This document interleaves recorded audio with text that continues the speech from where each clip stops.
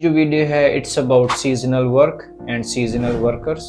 वो किन कंट्रीज से आ सकते हैं और आते हैं, क्या क्या वीज़ा रिक्वायरमेंट्स हैं, कितनी टाइप के वीज़े हैं, हमें अप्लाई करना पड़ेगा सीजनल वर्क रेजिडेंस परमिट, उनकी सैलरी कितनी है। तो आप किसी भी ईयू कंट्री से आ रहे हो, वीज़ा रेशो क्या कंट्रीज होंगे जो नॉन ईयू हैं, जो यूरोपीय यूनियन में नहीं है, किस इन्वॉल्व होंगे, employment and economic development office and then immigration office. जो है वो अगर आप इटली की ले लेते हो, फ्रांस, जो टूरिस्ट इंडस्ट्री है वो समर में बूम करती है। Hello guys, welcome back to my channel and I'm your host Salman James. Thank you so much for taking out your time and checking my videos. आज की video जो है ये भी बहुत इंटरेस्टिंग है और बहुत इंपॉर्टेंट वीडियो है। आज की जो वीडियो है it's about seasonal work and seasonal workers. जो लोग एक स्पेसिफिक सीजन के लिए यूरोप में या फिनलैंड में आते हैं स्पेसिफिक काम करने के लिए, कि जो जस्ट एक सीजन में ही हो सकता है, उसके बारे में आज हम बात करेंगे। वो किन कंट्रीज से आ सकते हैं और आते हैं उसके बारे में हम बात करेंगे। उनको क्या क्या वीज़ा रिक्वायरमेंट्स हैं, कितनी टाइप के वीज़े हैं सीजनल वर्कर्स के लिए, सीजनल वर्कर्स के यहाँ पर आके क्या क्या राइट्स हैं, सीजनल वर्कर जो हैं उनकी सैलरी कितनी है, उनको यहाँ पर किन डिफ़िकल्टीज़ का सामना करना पड़ सकता है, और हर साल यहाँ पर कितने सीजनल वर्कर्स आते हैं, किन कंट्रीज से आते हैं, वीज़ा रेशो क्या है, कि एक्सेप्टेंस कितनी है और रिजेक्शन कितनी है। आज की हम इस वीडियो में इसी सब के ऊपर बात करेंगे। अगर तो आपने अभी तक मेरा चैनल सब्सक्राइब नहीं किया तो काइंडली इसको सब्सक्राइब करें और बेल आइकन को ज़रूर प्रेस कीजिएगा ताकि मेरी सारी अपकमिंग वीडियोज़ आप तक पहुँच सकें। अपने फ्रेंड्स और फैमिली मेम्बर्स के साथ ज़रूर शेयर करना ताकि उन तक भी इंफॉर्मेशन जो है वो पहुँच सके। और इस वीडियो को एंड तक ज़रूर देखिएगा क्योंकि मैं इस वीडियो में ही बताऊंगा कि किन कंट्रीज से जो लोग हैं वो यहाँ पर आ सकते हैं, किन कंट्रीज के लोग हैं वो इसके लिए अप्लाई कर सकते हैं। क्या ये सिर्फ यूरोपीय यूनियन वालों के लिए है या ये नॉन यूरोपीय यूनियन वालों के लिए है। इस वीडियो का एंड तक जरूर देखिएगा और उसके बाद if you still have any question you can write in the comments. Okay, तो फर्स्ट क्वेश्चन तो ये है कि सीजनल वर्कर है कौन। सीजनल वर्कर वो है जिसको फिनलैंड में एक स्पेसिफिक टास्क के लिए वीज़ा प्रोवाइड किया जाता है और वो फिनलैंड में आता है एक स्पेसिफिक टास्क के लिए, एक स्पेसिफिक टाइम के अंदर उस टास्क को परफॉर्म करता है, उस काम को कंप्लीट करता है और उसके बाद वो अपने कंट्री में वापस चला जाता है। उसको क्या कहा जाता है? Seasonal worker. सीजनल वर्क जो है उसकी जो मैक्सिमम टाइम पीरियड है इट इज़ 9 मंथ्स और मिनिमम जो है इट इज़ 3 मंथ्स। तो वो डिपेंड करता है कि आप किस काम के लिए आ रहे हो। I will just give you little bit example कि आप यहाँ पर जो है वो वाइल्ड बेरीज जो हैं वो बहुत ज़्यादा होती हैं समर में। तो समर में आप क्या करते हो कि यहाँ पर आ सकते हो as a seasonal worker berries को पिक करने के लिए, या यहाँ पर जो इनका एग्रीकल्चर है वो समर में ही ज़्यादा होता है तो उस वक्त आ सकते हो आप हेल्प कराने के लिए एग्रीकल्चर में। अब सीजनल वर्क जो मैक्सिमम किया जाता है वो स्टार्ट होता है अप्रैल मई से और वो जाता है सितंबर अक्टूबर तक। इसकी जो ड्यूरेशन है वो 3 to 6 मंथ्स भी हो सकती है और 6 to 9 मंथ्स भी हो सकती है।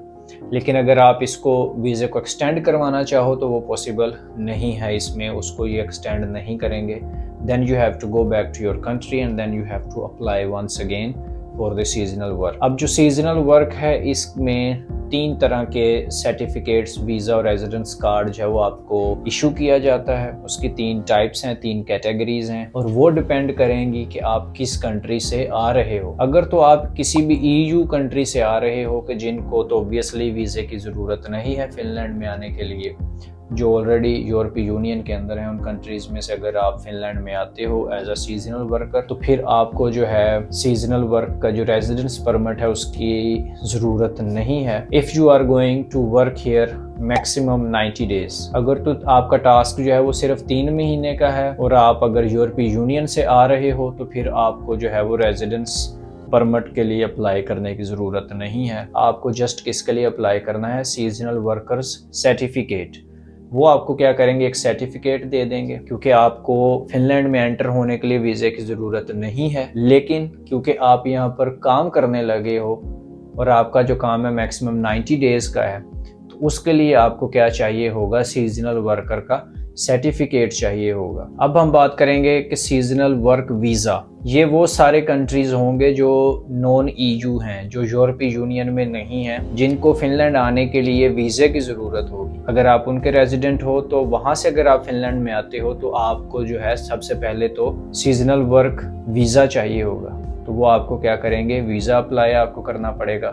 वीज़ा अप्लाई कैसे करना है उसके जो लिंक्स हैं वो मैं डिस्क्रिप्शन में डाल दूंगा। आप एंटर फिनलैंड में जाके एंटर फिनलैंड के ऊपर आपने सीजनल वर्कर जो है ना वो टाइप करना है, तो सीजनल वर्कर का पेज सेपरेट ओपन हो जाएगा। तो आप वहाँ पर जाकर क्या कर सकते हो, वीज़ा अप्लाई कर सकते हो। वहाँ पर आप इसकी और भी ज़्यादा जो डिटेल्स हैं वो पढ़ सकते हो कि आप किस कैटेगरी में अप्लाई करना चाह रहे हो। तो फर्स्ट कैटेगरी की हमने जो बात की है वो लोग हैं जो जिनको जस्ट सर्टिफिकेट चाहिए, वो EU वाले हैं। लेकिन जिनको वीज़ा चाहिए वो लोग हैं जो नॉन EU वाले हैं, जिनको मैक्सिमम 90 डेज का जिनका काम है। लेकिन वो लोग जिनका काम जो है वो 90 डेज से ज़्यादा है प्लस वो नॉन EU से आ रहे हैं, वो यूरोपीय यूनियन में नहीं है, वो नॉन EU कंट्री से आ रहे हैं, लेट्स से कि वो फिलीपीन से आ रहे हैं, श्रीलंका से आ रहे हैं, पाकिस्तान से आ रहे हैं, इंडिया से आ रहे हैं, तो हम लोगों को फिनलैंड में एंटर होने के लिए वीज़े की ज़रूरत है। हमें क्या अप्लाई करना पड़ेगा, हमें ना तो सीजनल वर्क वीज़ा अप्लाई करना पड़ेगा, ना हमें सीजनल सर्टिफिकेट अप्लाई करना पड़ेगा। हमें क्या अप्लाई करना पड़ेगा, हमें अप्लाई करना पड़ेगा सीजनल वर्क रेजिडेंस परमिट। क्यों? क्योंकि हमारा जो काम है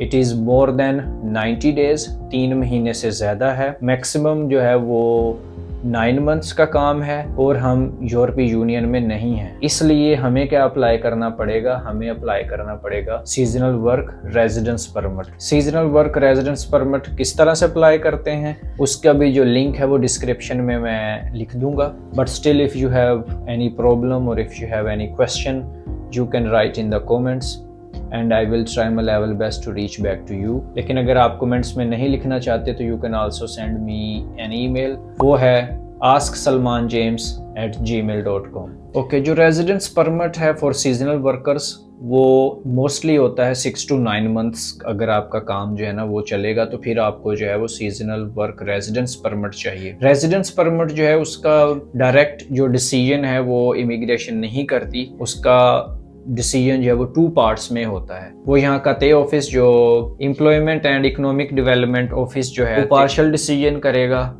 और वो जो डिसीजन करता है वो विद इन 1 वीक जो है वो डिसीजन कर देता है, और मैक्सिमम 2 वीक्स। और उनका जो डिसीजन होता है it will matter 80 to 90%। Papers में वो लिखते हैं कि इट्स 50-50, लेकिन मुझे जो मेरा पर्सनल एक्सपीरियंस हुआ है, क्योंकि मैंने अभी अपने 5 भाइयों के वीज़े अप्लाई किए थे यहाँ पर वर्क कॉन्ट्रैक्ट के ऊपर और वो आए हैं, तो मुझे पता है कि जो इनका ते ऑफिस जो है वो जो डिसीजन कर देता है दैट इज़ इट। अगर तो वो आपके वीज़े को एक्सेप्ट कर लेता है तो फिर इमिग्रेशन भी जो है वो भी आपके वीज़े को एक्सेप्ट कर लेती है। लेकिन अगर वो जो पार्शियल डिसीजन करता है अगर वो नेगेटिव में खुदा न खास्ता हो जाए तो then you consider yourself out. क्योंकि ये वो लोग हैं जिन्होंने यहाँ पर जितने भी इकोनॉमिक डेवलपमेंट्स हैं, जो न्यू प्रोजेक्ट्स हैं, वो एक्चुअली यहाँ पर जो इनटेक है उसको कंट्रोल करते हैं कि कितने लोगों को हमने बाहर से लेके आना है, कितने स्पेशल लोगों को हमने लेके आना है स्पेशल फील्ड्स में, और उनकी इकोनॉमिक ग्रोथ किस तरह से हमारे कंट्री में पार्टिसिपेट कर पाएंगे वो लोग। तो इसलिए इस ऑफिस का जो डिसीजन है वो बहुत ही इंपॉर्टेंट होता है। तो इसमें 2 ऑफिस इन्वॉल्व होंगे, employment and economic development office and then immigration office. Partial decision ते ऑफिस जो है वो करेगा और बाकी पार्शियल डिसीजन जो है वो इमिग्रेशन करेगी। ये किसके लिए होगा? जब आप रेजिडेंस परमिट अप्लाई करोगे सीजनल वर्क के लिए और आप नॉन EU के सिटीजन हो। अभी हम बात करते हैं कि कौन सी फील्ड ऐसी हैं जिनमें ज़्यादा लोग जो हैं वो आते हैं यहाँ पर एज अ सीजनल वर्कर्स। उसमें जो सबसे बड़ी फील्ड है वो एग्रीकल्चर फील्ड है, फिर फॉरेस्ट्री फील्ड है, और फिर आ जाता है टूरिज्म। क्योंकि पूरा यूरोप आपको पता है कि टूरिस्ट्स के ऊपर बहुत डिपेंड करता है। इसकी सबसे बड़ी एग्जांपल जो है वो अगर आप इटली की ले लेते हो, फ्रांस की, तो जब कोरोना में उनके पास जो टूरिस्ट थे वो नहीं गए थे। इवन फिनलैंड की भी अगर मैं बात करता हूँ तो मैं खुद होटल इंडस्ट्री में था काफ़ी देर, तो मुझे इस चीज़ का एक्सपीरियंस है कि जब कोरोना की वजह से टूरिस्ट नहीं आए थे तो इन कंट्रीज़ की इकोनॉमी बहुत बुरी तरह से डिसरप्ट हुई थी। और इटली की तो सारी सिचुएशन और कहानी तो आपके पास है, बाकी अगर नहीं पता तो आप गूगल के ऊपर पढ़ सकते हो। तो जो टूरिस्ट इंडस्ट्री है यूरोपियन कंट्रीज़ के अंदर वो बहुत स्ट्रॉन्ग है। अगर आप फिनलैंड की बात करते हो तो यहाँ पर भी जो टूरिस्ट हैं समर में बहुत ज़्यादा आते हैं यहाँ पर, और समर में यहाँ पर ऑलमोस्ट सारे होटल्स जो होते हैं वो बुकड ही रहते हैं। यहाँ पर जो चाइनीज़ हैं, कोरियंस हैं, जापानीज़ हैं, इंडियंस हैं, वो बहुत ज़्यादा आते हैं, अमेरिकन्स भी बहुत ज़्यादा आते हैं। तो जो टूरिस्ट इंडस्ट्री है वो समर में बूम करती है, तो उस वक्त इनको बहुत ज़्यादा एक्स्ट्रा वर्कर्स की ज़रूरत पड़ती है। तो ये मैक्सिमम 6 मंथ्स के लिए लेट से उनको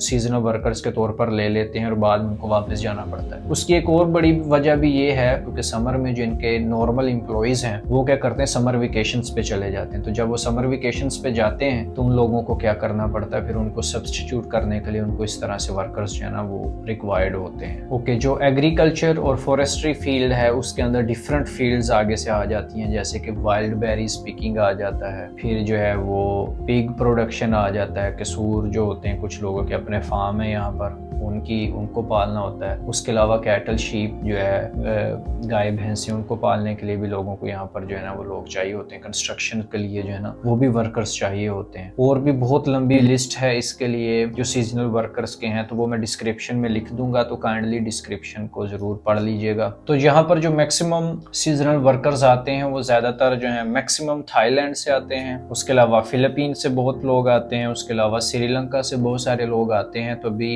ये जो तीनों कंट्रीज हैं ये नॉन EU कंट्रीज हैं, लेकिन उसके बावजूद भी उनको जो है वो सीजनल वर्कर्स के वीजे मिल जाते हैं। अभी जो स्पेशल फील्ड्स के अंदर IT होगी इंडस्ट्रीज में, उनको स्पेशल वीजे जो है वो प्रोवाइड करते हैं। उसमें मोस्टली आजकल इंडियंस बहुत आ रहे हैं और पाकिस्तानीज भी बहुत आ रहे हैं फिनलैंड में। लेकिन अगर हम यूरोपीय यूनियन की बात करें तो यूरोपीय यूनियन में यहाँ पे यूक्रेन से काफ़ी लोग जो है ना वो आते हैं सीजनल वर्कर, एस्टोनिया से बहुत सारे लोग आते हैं, लातविया से, जो लाइक के छोटे छोटे कंट्रीज हैं फिनलैंड के आसपास, वहाँ से भी काफ़ी लोग जो हैं वो हर साल आते हैं। और इनका वीज़ा रेशो जो है वो बहुत फास्ट है कि अगर मैं आपको एग्जांपल दूं कि अभी अगर मैं कल तक का डेटा आपके साथ शेयर करूं तो जिन्होंने जस्ट सर्टिफिकेट अप्लाई किया है, तो जिन लोगों ने सर्टिफिकेट अप्लाई किया है वो अराउंड 3000 लोग हैं, और उनमें से उन्होंने ऑलरेडी 2500 लोगों का डिसीजन दे भी दिया है। लाइक के इनका प्रोसेस जो है वो बहुत फास्ट होता है सीजनल वर्कर्स को लेने के लिए। और इसका जो बेस्ट टाइम टू अप्लाई है वो क्या है, जनवरी फरवरी, क्योंकि जनवरी फरवरी में वो लोग क्या करते हैं, रिक्रूटमेंट स्टार्ट करते हैं, इस चीज़ को लोगों को लेना शुरू करते हैं, उनके वीज़े वगैरह ये चीज़ें डिसाइड करते हैं ताकि आप मार्च अप्रैल तक रेडी, और मई से अगर उनको ज़रूरत हो तो आप मई जून से आके काम स्टार्ट करो। ये वाले जो है ये इनके मोस्टली यहाँ पर समर टाइम जो है वो स्टार्ट हो जाता है। तो अगर तो आप लोग सीजनल वर्कर्स की प्लानिंग कर रहे हो, सीजनल वर्कर बन के फिनलैंड में आना चाह रहे हो, तो काइंडली जितने भी मैंने लिंक्स बताए हैं, जो मैंने वीडियो में बातें की, इनको गौर से सुनिएगा, इन लिंक्स को गो थ्रू कीजिएगा और फिर इन वीज़ों के ऊपर अप्लाई कीजिएगा। और अगर आपके पास कोई भी क्वेश्चन है तो आप कमेंट्स में लिख सकते हैं। I will try my level best to reach back to you, और you can also send me an email if you have some private message. और अगर आपको ये वीडियो अच्छी लगी है तो इसको अपने फ्रेंड्स के साथ ज़रूर शेयर कीजिएगा। And I will see you in the next video. Thank you so much.